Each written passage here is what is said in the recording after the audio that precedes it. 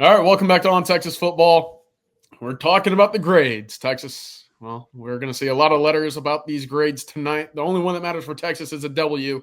But I'm CJ Vogel. We got the Coach Bob Shipley with us, and Jeff Howe, who is up in Lexington on Saturday evening. Got to watch that offensive performance with his own eyes in person. Hope you got some rest afterwards, Jeff. But let's get to it. A lot to break down on both sides of the football. Obviously, one side, maybe even special teams, you can throw them in there, a little bit more favorable with the grades than what we will see from the offense. We will start on the offensive side of the ball. But again, a pretty ugly performance all the way around. Texas wins in overtime 16-13. But it wasn't pretty from the quarterback. And, Coach, I'll start with you. The quarterback, Arch Manning, 44% completion percentage. No turnovers, though. Where are you coming out with a grade for Arch Manning? Yeah, well, no turnovers. That's why he got a D instead of an F.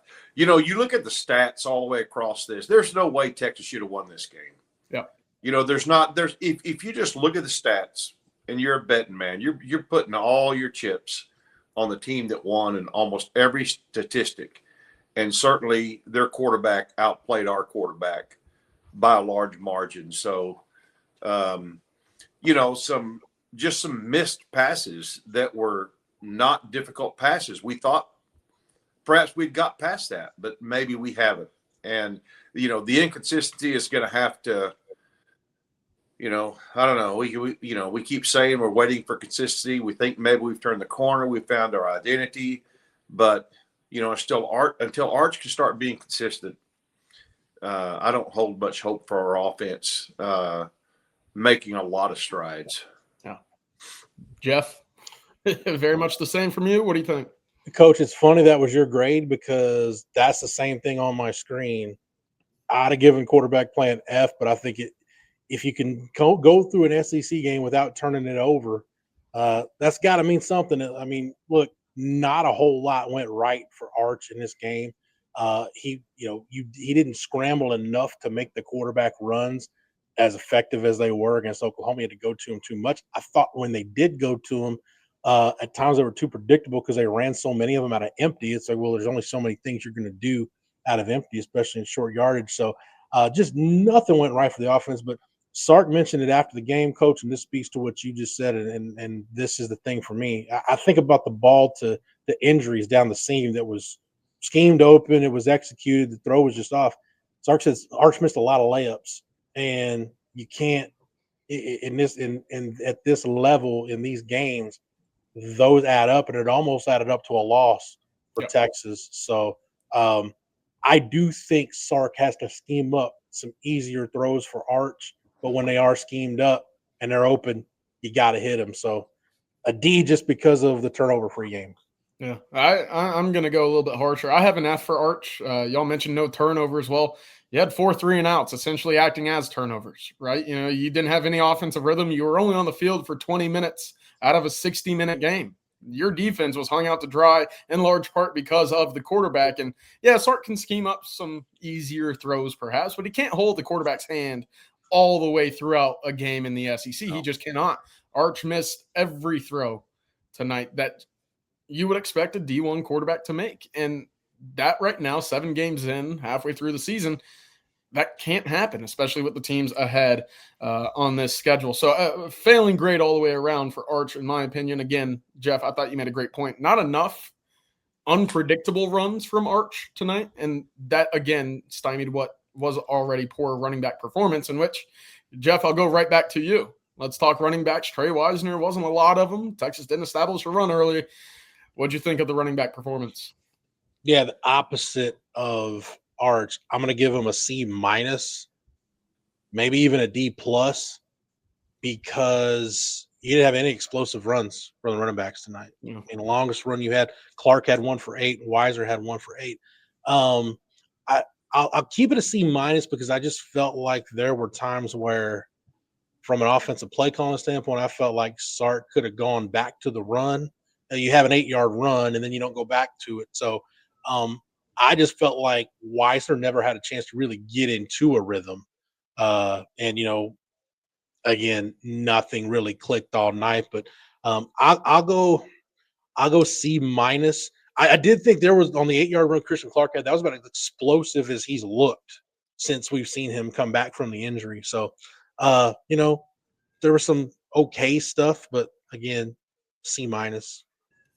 Yeah, Coach, you in the same realm right there? Yeah, I'm probably a D plus, C minus. When you rush for 47 yards, I mean, now some of that is on Sark. We had 6 rushing attempts by running backs in the first half. Yeah. Not Arch, Sark. And, some of that's on him. Some of it's on the offensive line.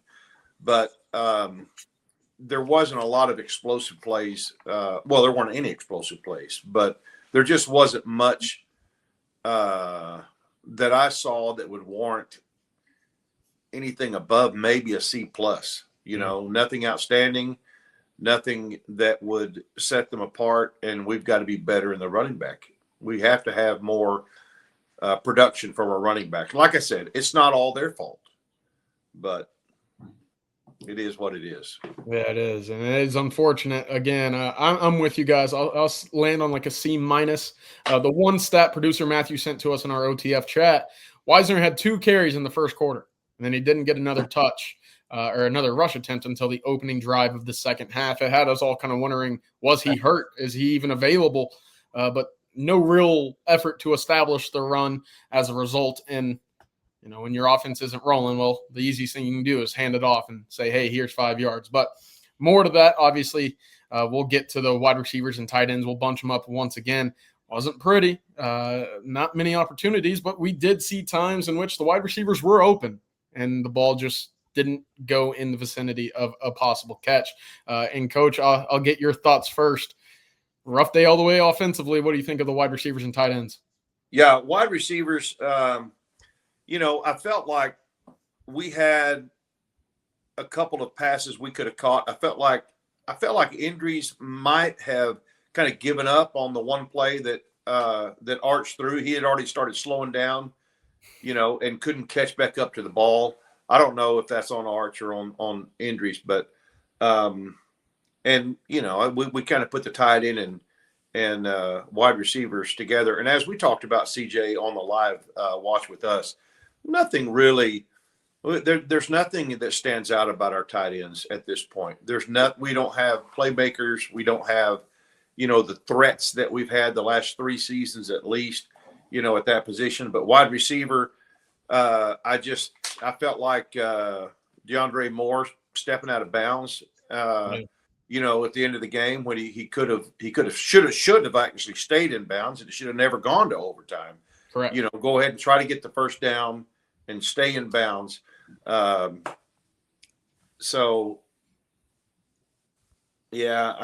probably I might get talked into a C minus because Arch was certainly not, was helping him much, but I felt like our perimeter blocking was not well tonight. So I've talked myself into a D. The more that we talk about this game, the more it's not fun to evaluate the offense. Jeff, Coach has a D grade here. Where are you landing? Yeah, I think I'm gonna go with the D too. That's kind of, I almost want to go D minus, but if you're gonna go D minus, maybe you might as well go F. I don't know, but yeah, it was the wide receivers and tight ends, man. They were just kind of there. You and I talked about this on the quick recap. Whatever good they did seemed like it got canceled out by the errors. So to me, it ends up being the D. Were there some of those throws where Arch wasn't exactly on target that guys could have caught? Yeah, probably. I agree with Coach on the tight ends. There was some especially some stuff in the run game with even the pass game with some blocking that just wasn't there. I had to double check. 0 targets for Parker Livingston. I don't know how that happens. So, I would say D as in didn't really factor into anything positive for the offense. It ended up being that group. Just when you added it all up, they were just kind of there. Yeah, I think that's an accurate way to describe it. They were just kind of there. I actually have a C minus for them. I thought that there were opportunities, and who knows, accurate passes. I think they actually have a solid day, right? The underneath crossing route to Ryan Wingo on the mesh. Ryan Wingo also won on a go route, which we don't see too much of. The ball wasn't close to being caught or completed because of a poor underthrow, but he did fight back and drew a DPI. We haven't seen that a whole lot this year. On top of that, the 2 slant passes, the one to Emmett Mosley, my goodness, he might have gone for 80 if that ball is catchable. Instead, it wasn't, and that's why it's tough to grade these wide receivers. But you're right about the tight ends. Y'all are both right about the tight ends. It's unfortunate because Texas relies so heavily on the 12 personnel that you're just not getting difference makers right there. And it took forever to get Emmett Mosley his first target. And guess what? It went for 31. So to hear that Parker Livingston, who has been very reliable for you, didn't have a single target the entire game that was not called back due to holding or whatever, a penalty, that's frustrating. And at times it feels like Sark tries to force feed too much to Ryan Wingo. There are other viable options here. Ryan's very talented, but you got to use Emmett Mosley. Use more Parker Livingston. And, Coach, we agreed on the live stream. DeAndre Moore is pretty good. Probably have more than 2 receptions as well. So I know a lot of that falls on the quarterback, but frustrating day all the way around. CJ, I'll add too, and I try not to single guys out. And DeAndre, to his credit, after the game, took the blame for it, said he's got to be better. But Coach Shipley hit the nail on the head. I would make it a D just because you're the veteran in that group. You're more experienced than anybody in that group. End of game situation, that's just a mistake you just can't have happen. And I think of all the things that we saw on Saturday, guys, I think in all phases, probably with the exception of the special teams, end of half and end of game situational execution all around was about as bad as we've seen it in a really long time. And that's on both sides of the ball. We'll get to the defense here in a minute. Jeff, real quick before we get to the offensive line, because I'm sure we'll have a lot to say about them. Can you give us a quick word about our sponsor for the grades this Sunday afternoon, Allegiant Digital? As always, our grades are sponsored by Allegiant Digital Marketing. Did you know that among the top 9 challenges business owners face, the most difficult ones include finding customers, increasing brand awareness, digital advertising, and lead generation? What if I could point you to a local homegrown agency here in Austin that can solve those problems for your business once and for all? For over 25 years, Allegiant Digital Marketing founder and CEO Chad Markham, a UT grad and instructor of the Digital Marketing Boot Camp at UT Austin, has helped thousands of businesses overcome these challenges. Take advantage of their Hook 'em Horn special and save up to $2,500 in advertising. Visit allegiantdigital.com/ontexasfootball to learn more today. Good deal. Thank you very much, Allegiant Digital, and thank you very much, Jeff, for reading that one for us. Coach, I'm going straight to you. We talk about the offensive side of the football. Can't start anywhere but the offensive line. And the F word. I mean, the F. But, yeah, I mean, it was not good. It was really hard to find a bright spot. Mm-hmm. You know, it really is. The left side was really, really bad. Our center was bad. I just felt like, you know, we weren't moving the line of scrimmage at all. We weren't giving Arch time. And, you know, if quarterback didn't have his timing, then, you know, in fact, there were some times that Arch was giving up on the pocket too early because he's just become used to that, because that's what typically happens when he drops back to pass. Mm-hmm. And so, you know, our offensive line is just they're a mess right now. They really are. So they've got to find a way to get some continuity in there. And if we don't have it, and, you know, then we better get in the portal and find it. Really, it is the bottom line, because what I'm seeing right now, I was a little bit optimistic about this game because I was hoping maybe some guys we hadn't seen would get in and make a difference, and I didn't really see a difference. I saw more of the same, maybe worse. You know, this is a Kentucky team that's given up a lot of yards rushing this season, you know, against teams that are a lot less than what I think we have the potential to be. And, it's just not there. And it's not a championship level offensive line. It's not even certainly not a national championship, conference championship. I don't know if you would even call them average. Yeah. You know, really, when you look at Power 4 programs, I think we have a below average offensive line. And so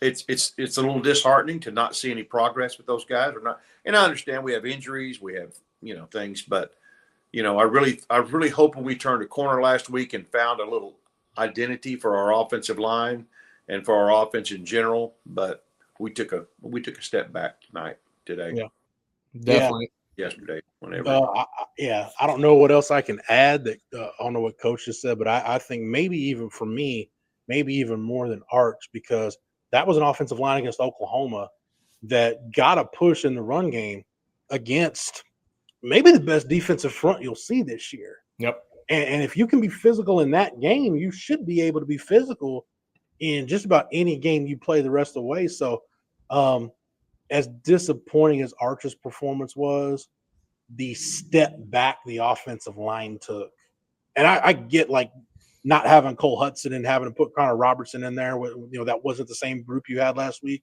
I get it, but just to not even look anywhere in the stratosphere with the group we saw last week that's really disappointing. Yeah, absolutely. I'll keep it short and quick. I thought it was an F to all y'all's points. You cannot have a performance like that on the road, right? We talk about the quarterback not having his best day. Well, look, Texas offensively, that offensive line has not had a good day in many of the Saturdays that we've watched of them so far. So overall, offensively, for me, it's an F. I don't know. Do y'all differ in any other way, or y'all leaning very much the same? Coach, what do you think? Well, I mean, the O-line is the only really F I gave, so I guess it's a D minus for me offensively. Either way, I mean, I don't know about you guys. When I was in school, D was failing. Yeah. I mean, D, F, it doesn't matter. You ain't passing. So, hey, depending on what college course you took, Coach, sometimes D meant for don't have to ever take that again. Thank goodness. I'd go D. Look, for the group as a whole, the only thing that's saving them from getting an F is they won the game. Even though they didn't really pull their weight to win the game. I don't know. It's just I'm kind of a stickler like that. You win the game, I think you should at least get some kind of a passing grade. So I'll be generous and give the offense a D. I'm going to remain the stickler. The worst offensive performance of Sarkisian's tenure, the only drive that reached the red zone was the one in which Ryan Niblett gave you the ball on the 6. So that's, again, against Kentucky. So I'm sorry to throw that last stat at you guys right as we were moving over to defense, but not a good day for me. Speaking of defense and goal line stands. That's gross, CJ. That's gross. Call it. That's gross. I'm sorry, but that was a gross performance. But again, we've seen goal line stands kind of be a motto and a theme of this team over the last few years as they have ascended in the national ranks college football. Texas doesn't win that game on Saturday evening if it's not for another goal line stand. What a stand it was. We'll group the edges together with the defensive line. I thought it was an A performance for me personally. Yeah, Coach, I want to get your take on this because look, Colin Simmons with 3 sacks, the goal line stand. Really, you started the game how you ended it with the goal line stand on Kentucky's opening drive and on the overtime possession. It just you can feel the strain, and Sark even mentioned this. Look, you can play this style of football and win, right? Where it's defense, special teams, field position, low position, but you got to be at least efficient on offense, and they weren't anywhere close to that tonight. Mm-hmm. It amplifies the mistakes that the defense made, and they weren't bad by any means in this game. But Coach, you got so little from the offense that it just felt like, man, whatever mistakes they did make, it felt like they were gut punches. And you can only I can't ask for much more than the defense to do what they did, holding Kentucky to 13 points when you're on the field defending 86 snaps. Yeah, and about 20 minutes of the ball more than Texas had it. Right. So it wasn't perfect by any means, but there was an awful lot asked of them in this football game. And so, I'm probably at a B. I feel like, they made stops when they had to win the football game, but we still we still need to improve in some areas. And I don't know of. I would say our best performance was probably by the secondary, although although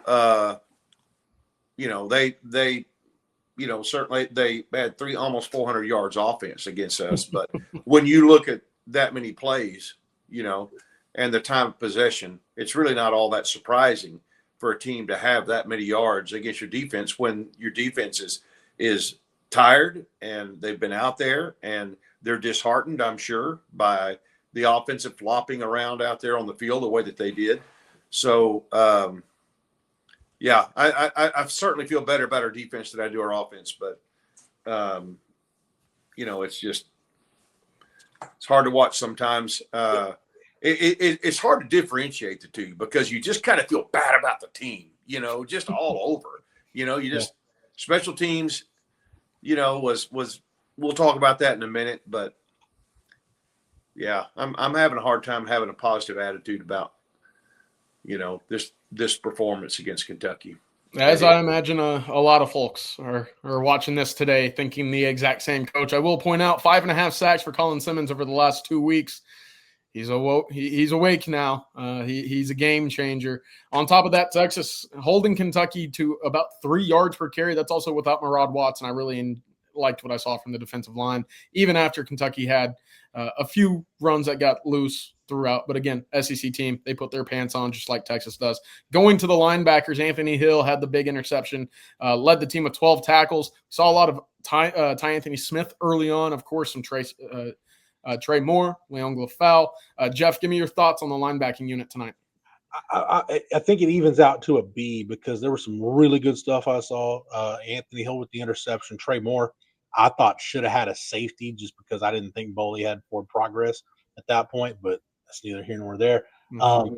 But on the flip side, there were times where I thought Kentucky did a really good job scheming up some easy throws for Boley, some play action stuff where they moved the pocket, got him on the edges. And I felt like, again, this is something Oklahoma started to do and got away from when it turned into a throw game, but Kentucky was able to stick with it. Man, those mesh concepts over the middle of the field, when you're going to attack a defense, usually you can attack them at the second level.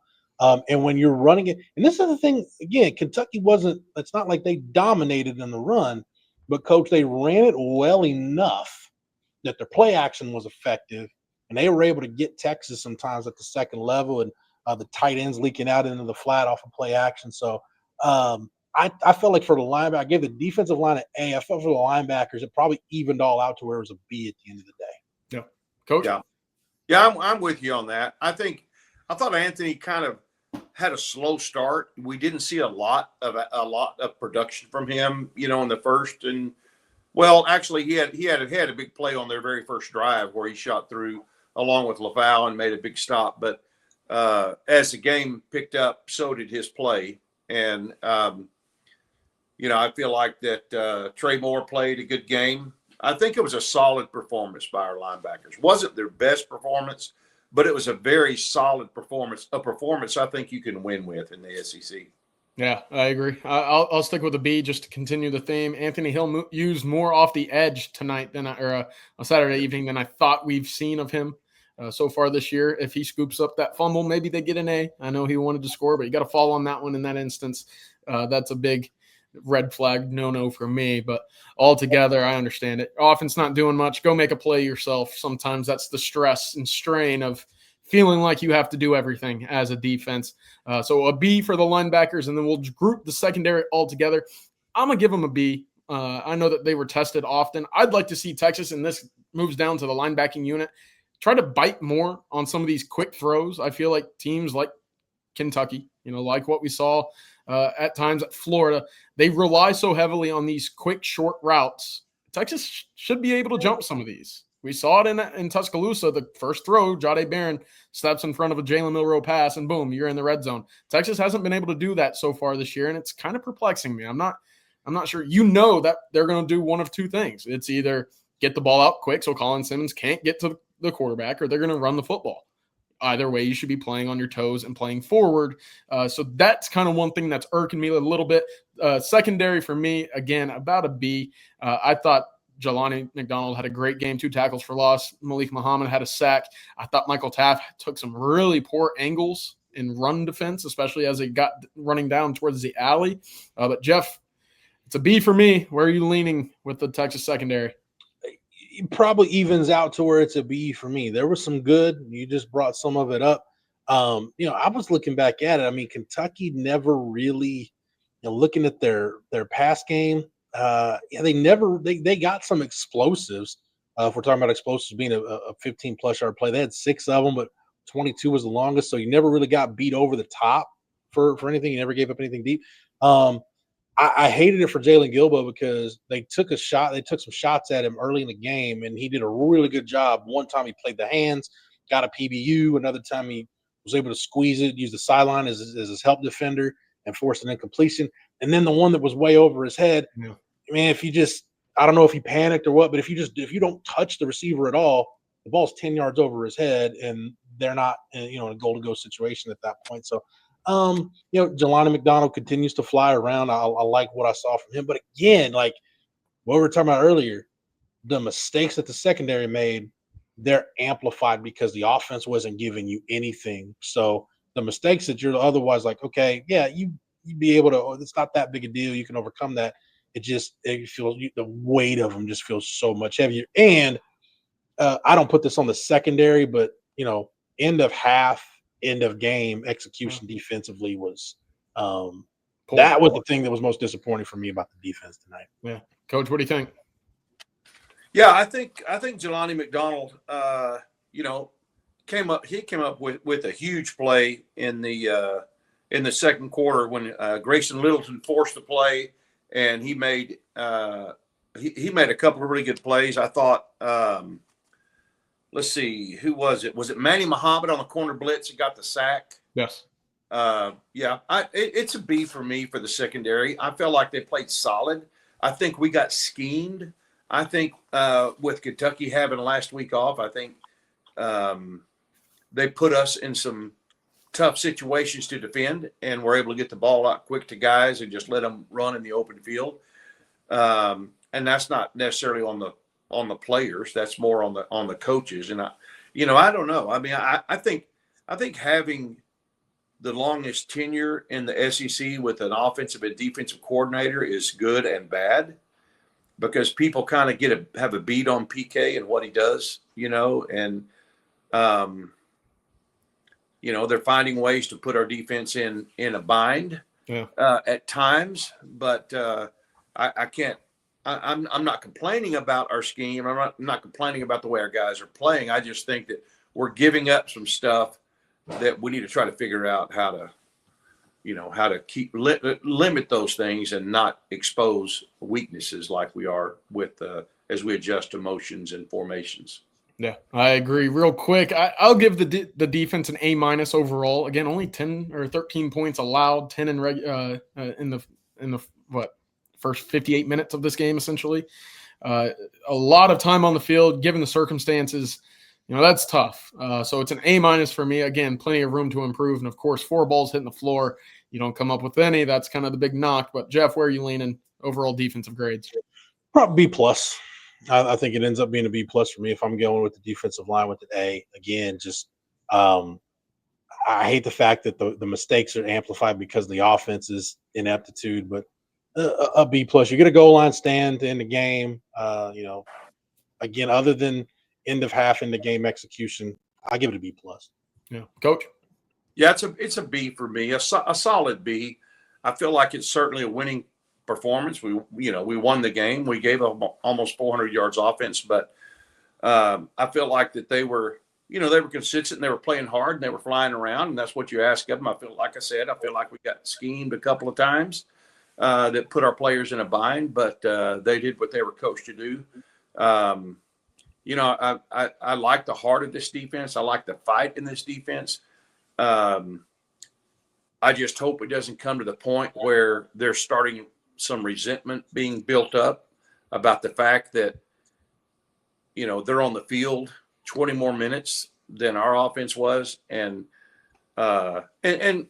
face it, these players are humans. They look at stats. They look at plays they got beat on. Well, obviously, when you have that many more plays, you're going to have the percentages. You're going to have more plays made against you. So, but it was a solid performance. I feel like a winning performance. Obviously, thank goodness. If it wouldn't have been for the defense, we would have been hung out to dry once again. Yeah, 100%. Real quick before we get out of here, special teams, Ryan Niblett saved the game essentially for the Longhorns with those 2 big punt returns. It's an A for me there, even with some pre-snap penalties. And, of course, your kicker makes 3 big ones come away with the win. Jeff, what do you got? A plus just because Ryan Niblett keeps kicking you in the junk for giving him a hard time about not fielding punts. So just a shot to CJ gives it an A plus. Hey, I'll take it. If that's the result, if that's the impact he will have, I will gladly take it. Coach? Yeah, it's an A for me for sure. The only thing that I think we gave up a pretty decent, what was it, a punt return? We gave up punt return, Coach. Maybe 15 or 20. I can't remember. But also there were 2 times that Kentucky put the ball on the ground on punt returns, and we didn't get on either one of them. Mm-hmm. And that's sometimes the ball doesn't bounce your way. That's not a knock against them, but just looking at what I would have liked to have seen is us get on at least one of those balls that hit the ground. Yeah. But Ryan Niblett continues to make me a big fan of his. I don't know where he sits after this game in the country in terms of punt return average, but I mean, on the broadcast, they said he was one of the top punt returners in the nation. Yeah. And he proved it again, against Kentucky. So it's a good A for me. I feel like, Shipley hit his field goals and made the name proud, Coach. Getting lots of text, and he's not related that I know of, but my dad had 10 uncles. I know his family's from the Dallas area. My family's from the Dallas area. My dad had 10 uncles, one of them which won the ugliest bartender in Dallas award one year. Pretty rough group. So I don't know if we would want to claim relation, but anyway, hey, he made the kicks. Come on in, babe. I'll invite you to the family reunion. We got to end on that. We got to end on that. Hey, we can't do anymore. We got to end on that. And we will, Coach. That was fantastic. Much like the Texas defense and the Texas special teams on Saturday evening, offense, well, we'll have to wait until next week before we see if they can retake the test and come away with a passing grade. But for Allegiant Digital, thank you very much for your sponsorship of this episode of On Texas Football. For Jeff Howe, for Coach Shipley, for producer Matthew behind the scenes as well. Y'all try to enjoy your Sunday, and we'll see y'all next week. Welcome.